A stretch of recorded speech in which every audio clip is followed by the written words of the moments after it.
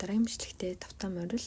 За би өнөөдөр та бүхэндээ бүтэн сарны бичлэгээ хүргэе гэж бодож байна. Энэ удаагийн бүтэн сар бол маш гоё онцлогтой, гоё хүсэл биелэх магадлал дүүрэн тийм энерги ихтэй сар байгаа. Бүтэн сар дээрэс нь сар хэртэлт бас давхцсан ийм үе таарж байгаа учраас дэлхийн ертөнцийн өгсөх шат ахигт үе шат болж байгаа гэдэгтээ уялдаад хүний одоо хүсэж байгаа хүсэл бас биелэхэд маш амархан болж байгаа гэдэг нь хамгийн онцлог зүйл байгаа байхгүй юу. Тийм болохоор энэ сарыг бас зүгээр өнгөрөөж болмооргүй санагдаад та бүхэндээ бичлэгээ хуваалцаж байна. Бүтэн сар маань 9 сарын 8-ны шөнийн 3 цаг 8 минутанд бүтэн болох байгаа. 7-ны оройноос 8-нд шилжих шөнө, 8-ны өдөр гэдэг энерги нь бол ерөөсөө байж ах учраас заавал нөгөө харагдах байдлаасаа биш зүгээр энергийг нь хүлээж авч гинэ гэдгээрээ ингээд өөртөө ухамсарлаад бодол одоо юу гэдгийг тий өөрсдийнхөө сэтгэл зүг анхаарад явбал болох хаа гэж бодож байна. Шөнийн 2 цагийн үед сар хэртэлт бас яг таарч байгаа 82 минут яг тэр сар хэртэлт нь үргэлжлэх юм билээ. 9 сарын 8-ны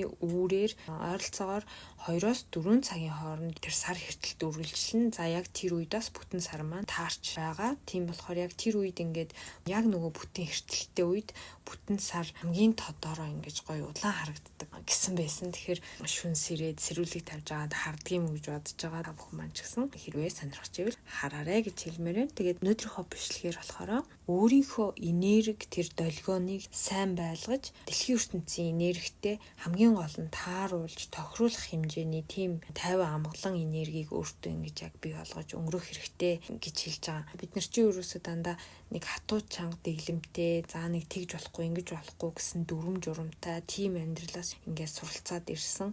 Тэр суралцах арга барилаа аль болох уусгар болгож өөрийн биед хөнгөн таатай байдлаар ингэж аливаа зүйлийг суралцаж сэтгэл санаагаа таатай байлгах тал дээр анхаарах нь зүйтэй гэж байгаа байхгүй. Суралцах гэхээс гадна бидний хийж байгаа одоо бүхэл зүйл дээр тийхгүй бол болохгүй, ингэхгүй бол болохгүй, хичээхгүй бол болохгүй гэдэг биш. Би ийм зүйл дээр ингэж хичээж байна. Ингэж хичээж байгаа өөртөө баярлаач гэдэг юм уу те. Арай гоё тийм хөнгөн таатайгаар аль болох өөрийнхөө сэтгэл зүг ингэж байлгаж өгөх хэрэгтэй гэсэн байгаа.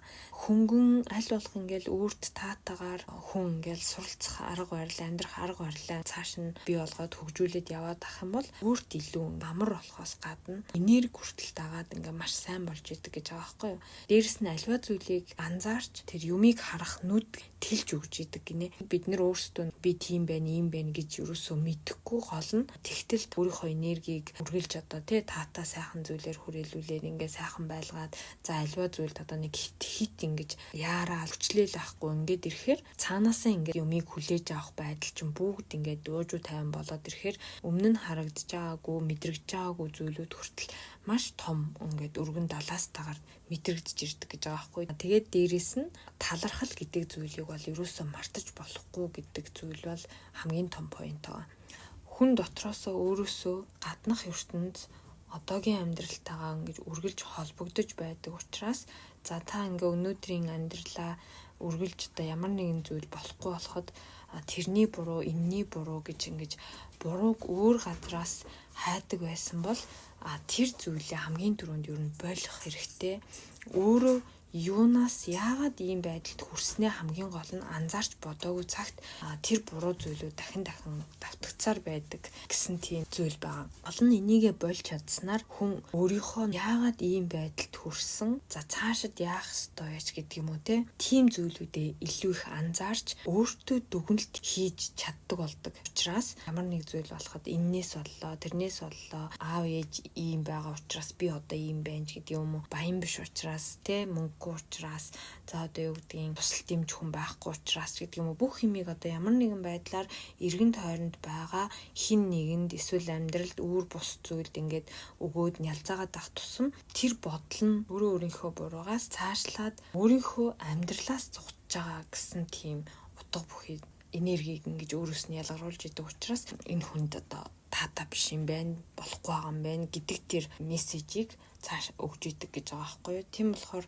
тэр бүгдээ хүлээн зөвшөөрөөд өөртөө болоод бусдад ер нь аль болох яг шудраг байх тэр одоо сэтгэл зүг чухалчлах хэрэгтэй гэж байгаа. Яагаад тэгэхээр энэ бүтэн сарны үе болохоор бүх зүйл эрх тэгш бүгдэнд нь очих нэрхтэй бүтэн сар гэж байгаа байхгүй юу. Тийм болохоор хүний хүсэл биелэхэд амархан гэсэн байх гэж бодож байна. За энэ дээр эрэгтэй хүмүүсийг бас онцлоод нэг юм бичсэн байсан. Эрэгтэй хүмүүс ялангуяа одоо нөгөө хүлээж авах гэхээсээ илүү өгөх гэдэг зүйл дээр өөрийнх нь эрэгтэйлэг энерги илүү сэргэж манайхны ярьдгаар нөгөө хиймэрлэг байдал нь улам илүү сэргэж идэг гэдэг учраас хайр байна уу, талархал байна уу, сайхан үгс байна уу, тэ хажууд хүмүүстэй тэрвэрлт байна уу, юу байна ерөөсөө өөрийн өгч чадах юу байдгийг тэр бүх юмаа ер нь бол өгч чадсанараа эрэгтэйлэг энерги нь сэргэж за дээрэс нь одоо нөгөө өөрийнх нь энерги бас баярлаж сайжирч идэг гэж байгаа байхгүй юу. Тэгэд хүлээн авах ч юм уу эсвэл бусдаас ингээд хүлээдэг санаачлах гууч гэдэг юм уу. Тийм нөхцөл байдалд өөрийгөө ингээд байлгаад ахаар өөрийгөө ямар нэгэн байдлаар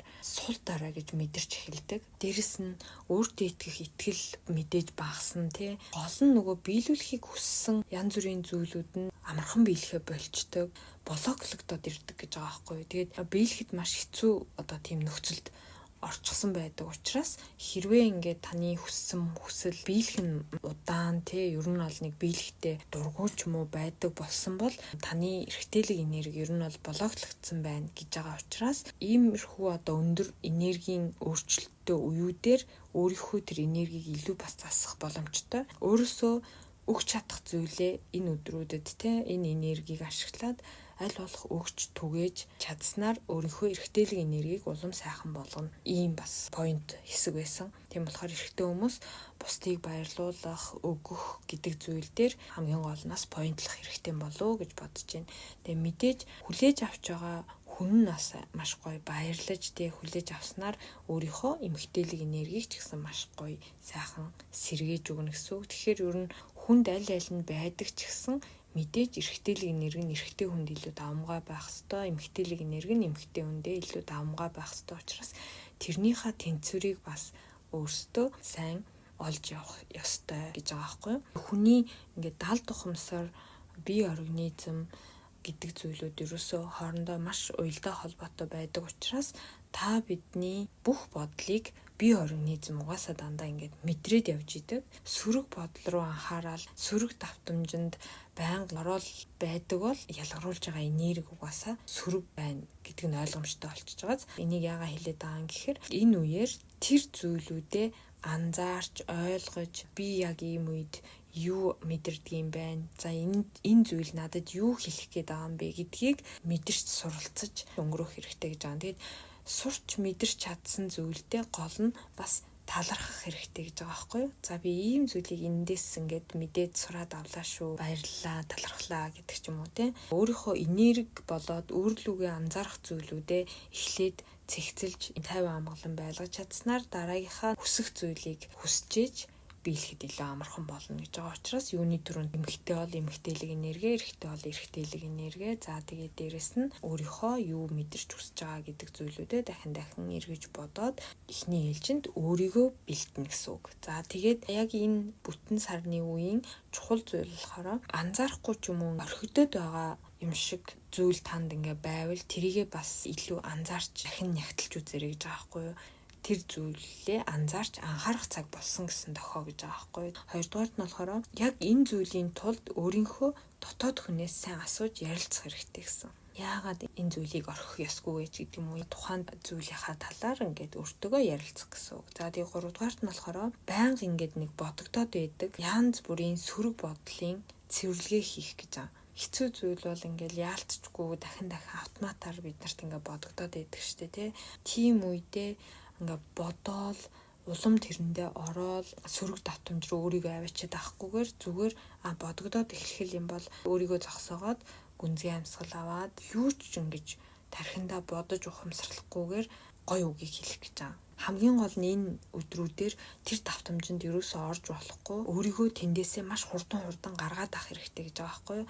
Нөө хонопоног сонссон ч болно тий. Юу ч бодлогоогоор зүгээр баярлалаа, хайртай шүү, баярлалаа гэл тий ингээд талархаж гин гэд ингээд уншаад хэлээдсэн ч болно. Одоо яг энэ бичлэгийг сонсож байгаа хин нэгэнд маань тий одоогийн яг нөхцөл байдалд үнэхээр хэцүү байж ч магадгүй баярлаа гэдэг үгийг хэлэхэд хэцүү байж магадгүй. Тэгтээ заавал ингээд тархиндаа би эерэг байх хэрэгтэй гэж ингэж ухамсарлаж өөрийгөө хүчилж зовоолгүйгээр зүгээр л юу ч бодохгүй баярлаа хайртай шүү гэдэг үгийг хэлж болно гэж байгаа байхгүй. Тэгснэр хүний сэтгэл ингээд баагаар цэвэрлэгдэж байдаг учраас маш үр дүнтэй арга гэж байгаа. Тэгээд хүн бүхний л дотор ер нь бол ямар нэг айдас байдаг, санаа зовлт байдаг.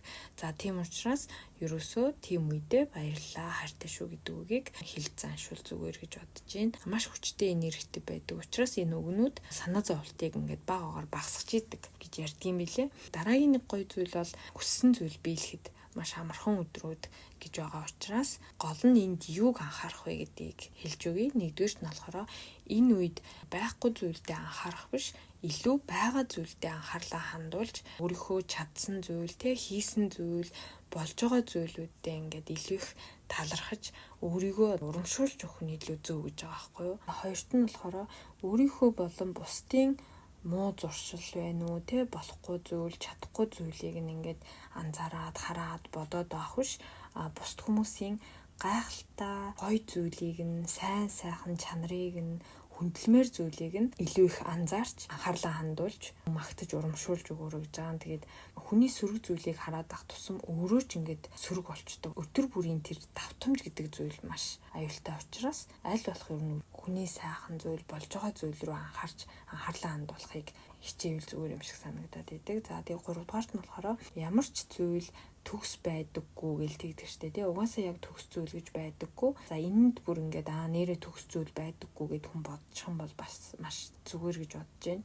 Яг тэгэхээр бүхэл зүйл дээр ер нь бол нэмэх хасах, сайн муу, зовлон жаргал бүх юм ингээд холдчихэж яг тэр бүх зүйл бүтчихэдэг учраас ямар нэг зүйл дутуу болохгүй байгаа нь яг тэр амьдралын тэнцвэр гэсэн үг байдаг гэж байгаа байхгүй юу. Тэгэхээр өөрийнхөө биед ч өрөөлийн үг үйлдэлтч 100% төгс байдлыг ерөөсөө шаардахгүй байх хэрэгтэй. Ингэж шаардах нь өөрөө амьдралынхаа тэнцвэрийг алдагдуулах гээд байгаа нэг тийм үйлдэл болж байгаа юм шиг санагдаад байгаа байхгүй юу. Яг энийг уншаад үзсэн чинь бүх юмыг л бид нэр ер нь бол одоо нэг юм болчвол гээл угаасаа хүний шунал ч юм уу хүний хүсэл дуустахгүй шүү дээ.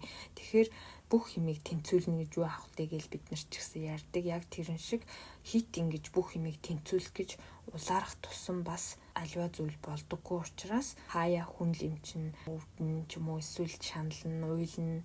За үргэлж одоо гоё сайхан байж чадахгүй, за ирч хүчтэй цоглог байж чадахгүй. Энэ бүгд ерөөсөө зүгээр хэвийн зүйл, гэр бүл дотор хаяа хэрүүл маргаан гарах марах гэдэг ч юм уу байн гоё байдаг зүйл байхгүй. Нэмэх хасах гэдэг зүйл амьдралд байдаг учраас яг одоо энэ байгаа амьдралд нь байгаараа л яг гоё төгс байгаа л гэсэн үг юм байна гэж бичсэн байсан. Таны амьдралд юу дутагдж, юу болж гэн, юу болохгүй байна, тэр болохгүй байгаа зүйл байна гэдэг нь ч гэсэн таны амьдрал яг одоо ингээд төгс амьдарч байгаа нэг хэлбэр юм аа гэж бичсэн. Энэ үг бол бүр үнэхээр гоё үг санагдсан. Тиймээс өөрийнхөө амьдралаас байгаа зүйлээ хайж өөртөө хажууд байгаа сайхан хүмүүстэй талархаарай гэж хэлмээр байна. Та бид нар ер нь бүгдээрээ л яг ижилхэн сөрөг зүйлээ сөрөг гэж юусаа анзаарахгүй яваад идэг нэг тийм тал байдаг. Ийм сөрөг юм таны амьдралд байна шүү гэдэг зүйлийг өөр нэг байдлаар мэдрүүлж өгдөг гэж байгаа байхгүй юу? Хамгийн гол нь өөрсдийнхөө амьдралыг, өөрсдийнхөө үгийг, өөрсдийнхөө бодлыг, өөрсдийнхөө өдөр тутмын үйлдэлийг сайн ингэж анзаарч өгөх хэрэгтэй.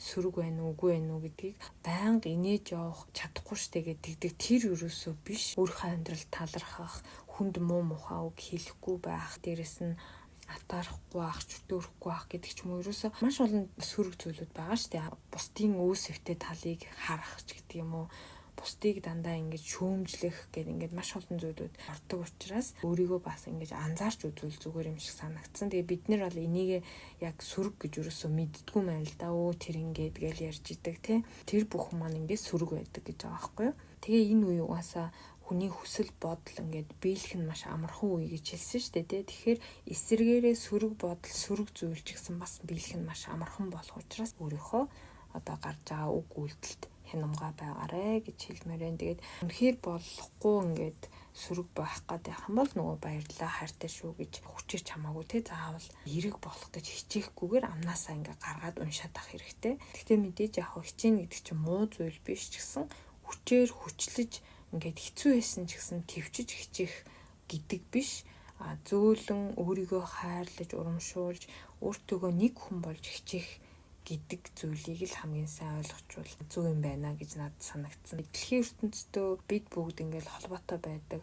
Учираас гариг ертөнцийн энергийн өөрчлөлт тэр хөдөлгөөнүүд ч гэсэн бидэнд ингээл маш их нөлөө үзүүлдэг. Тэр утгаараа гэдэг юм уу энэ удаагийн бүтэн сар үнэхээр одоо юу гэдэг маш гоё тийм гайхамшигтай зүйлүүдийг татахад их боломжтой, тийм гоё амархан юм энергитэй байгаа учраас энэ боломжийг бас ашиглаад өөрсдийнхөө хүслийг хилээд үзвэл бас зүгээр юм болов уу гэж бодоод байна. Тэгээд аль болох сөрөг бодолд авталгүйгээр бүтэн сарныхаа энергийг өөртөө хүлээж аваарай гэж хэлмээр байна. Тэгээд та бүхэндээ бас нэг мөнгөний хүслийн хийх зүйлийг хэлж өгье. Тэгээд бэлтгэх зүйл нь болохоор нэгдүгээрт өөрсдийнхөө одоо яг хэрэгжилж байгаа төрөвч, хоёрдугаарт нь болохоор шүтэнц ч юм уу асаагуур тий.